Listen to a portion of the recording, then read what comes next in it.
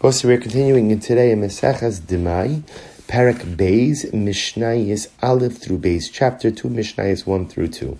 So the Mishnah says as follows, Parak Mishna Aleph, first Mishnah, Elu Dvarim Misasrin Demai B'chol Makom. Now remember again, just a bit of background. We learned beforehand that Halacha L'Maisa, the laws of Demai, only apply to produce grown in Eretz Yisrael.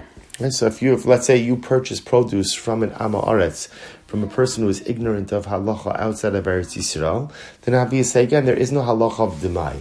The exception to this rule, the Mishnah explains, is that halacha l'maisa, if you buy certain types of produce that you know are specific and unique to Eretz Yisrael. So if you purchase that produce even outside of the land of Israel, one must assume that that produce originated in Eretz Yisrael and therefore would be subject to the laws of Demai. So the Mishnah gives a list of these items where even if you purchase them outside of Eretz Yisrael, you must assume that they originated in Eretz Yisrael and therefore are subject to Demai. What are some examples of this? Dvela, a cake of pressed figs, tamarim, dates, charuvim, carobs. Now, interesting, the Bartanura says the type of charuvim, carobs are shem yisharim v'noim, straight and superior quality carobs. Orez is rice, and again the Bartanura says shulavon bioser, very white rice, and kamon is cumin.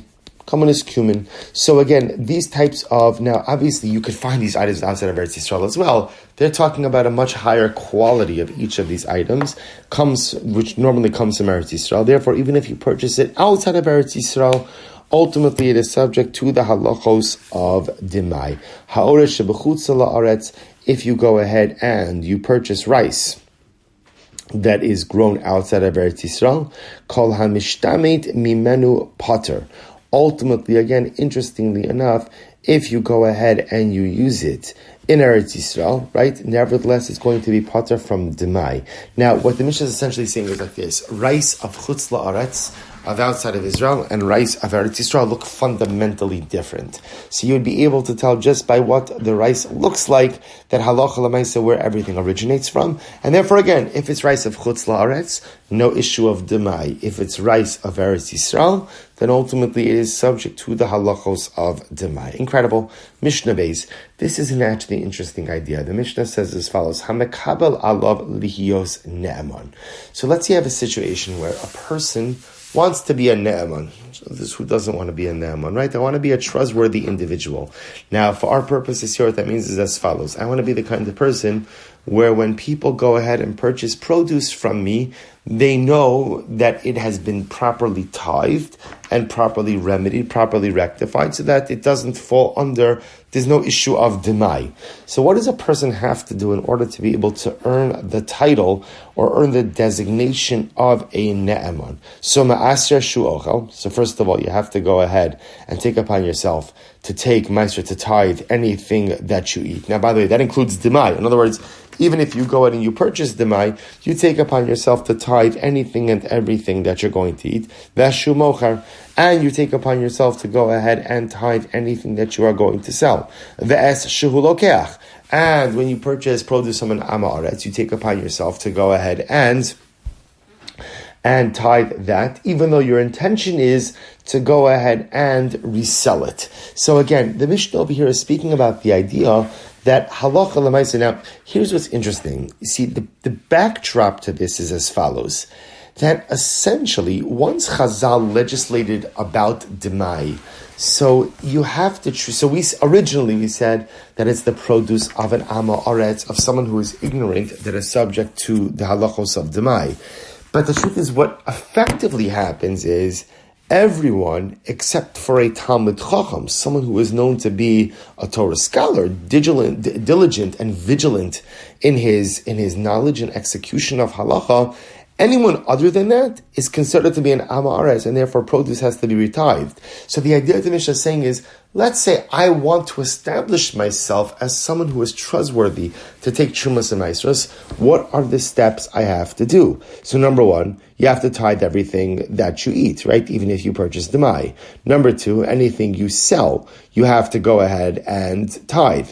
Number three, anything you purchase, you have to go ahead and tithe. Furthermore, the Mishnah goes on, The Mishnah goes on and says, Ve'eno misarech eitzel am haaretz. And you take upon yourself to never be the guest of an ignorant person, to eat and drink in the home of an ignorant person. Now again, the idea behind that is because an ignorant person, the assumption is serves untithed produce.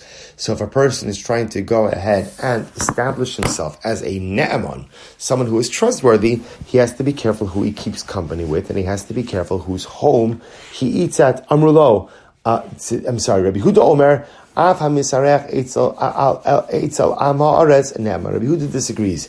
And Rabbi Huda holds in Halacha L'maisa, even if a person goes ahead and is a guest at the home of an Am Haaretz, right, he is still Ne'eman. He is still believed ultimately to go ahead and tithe his own produce. Still believed to tithe his own produce. So interestingly enough, so this is really fascinating, that the idea is that Rabbi Huda holds that sometimes a person has a relationship with an Am Haaretz, and therefore it's difficult for him to disentangle himself from that relationship. It's a relationship issue. It's not reflective as to the personalistic state in which the person is holding. So Rabbi Huda says, even if a person is a guest at the home of an Am Haaretz and eats and drinks in the home of an Am Haaretz, that's how he is with his friends. But it could be that he conducts himself in his own home in a different way. So the Gemara says, Amru lo, the Chacham said Rabbi Huda, Sha'al atzmo eno ne'aman, keitzi ne'aman shal acherim. So the Chacham say, come on, you can't do that. At the end of the day, if this guy is eating in the home of an Am Haaretz, which means he's eating Demai, then if that's what he's consuming himself, then ultimately, again, how could he possibly have any level of credibility for the produce that he passes on to others? Which, of course, is a profound argument, and indeed how he passes halacha l'maisa, that at the end of the day, if my personal standard, if the standard I keep for myself in my personal life is a lower standard, so I can't be believed that I'm going ahead and therefore keeping to a higher standard regarding everyone else. Whatever standard you keep for yourself, that's the assumption is the standard that you use when dealing with others. So as Rabbi Huda says, that even if the guy goes in and eats at the home of an Am Haaretz, we could assume that's just because he has a certain relationship challenge with this Am Haaretz. But Lamais in the rest of his life, he keeps the proper standards. The Chacham say no. If he's consuming Demai, he's eating at home of an Am Haaretz, then at the end of the day, you cannot assume he keeps any higher standard in his personal life, and certainly not in the produce that he passes on to others. Okay, Shkach, everyone will stop over for today. We'll pick up a mission tomorrow with Mishna, Gimel and Daled. Wishing everyone a wonderful day.